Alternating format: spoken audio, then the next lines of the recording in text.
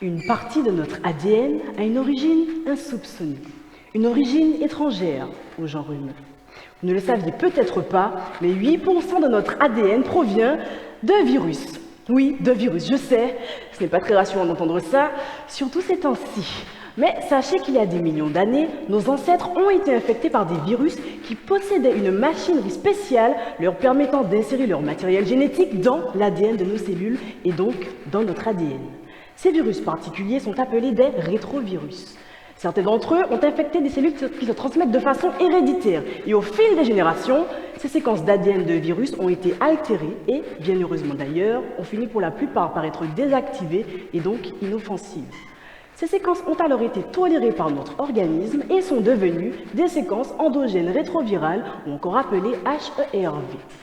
Mais bien que ces séquences soient restées silencieuses pendant de longues périodes, les chercheurs ont récemment remarqué que certaines d'entre elles semblent être à nouveau réveillées et ont recommencé à produire des particules qui enclencheraient des mécanismes suspectés de pousser l'organisme à se battre contre lui-même, ce qui serait à l'origine du déclenchement de certaines maladies auto-immunes comme la sclérose en plaques, ou encore appelée CEP. Alors plusieurs cofacteurs joueraient un rôle dans cette pathologie invalidante, des facteurs génétiques, des facteurs environnementaux, notamment l'infection à certains virus. Et parmi ces cofacteurs, il y en a un qui semblerait être l'une des pièces manquantes à la compréhension de la CEP, et ce sont ces fameux HERV.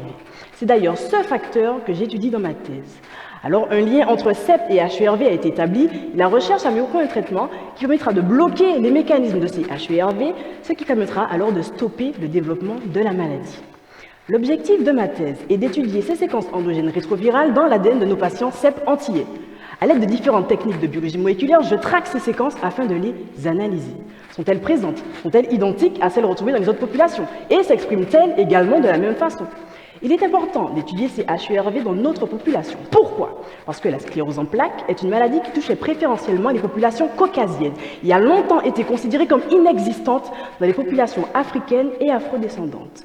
Or, dans les années 90, pour une raison que l'on ignore encore, on a observé l'apparition des premiers cas de CEP en Martinique et depuis, une émergence exponentielle. Mais il est important de savoir que la population antillaise est très métissée. La colonisation, la traite négrière, les flux de migration ont constitué des apports génétiques très variés de peuples venant de divers horizons. Alors toutes ces recombinaisons d'ADN ont probablement eu un impact sur ces séquences endogènes. Alors est-ce que ce facteur a une influence sur l'apparition de la CEP en Martinique? Pour répondre à tous ces questionnements, je tente de décrypter notre ADN complexe afin de savoir si notre population antillaise sera éligible au nouveau traitement contre la CEP qui cible ces HERV. Et au vu de mes premiers résultats, il semblerait que oui. Toutefois, nous ne sommes pas à l'abri de la découverte de particularités potentiellement spécifiques à notre population. Et visiblement, notre ADN n'aura pas fini de nous surprendre.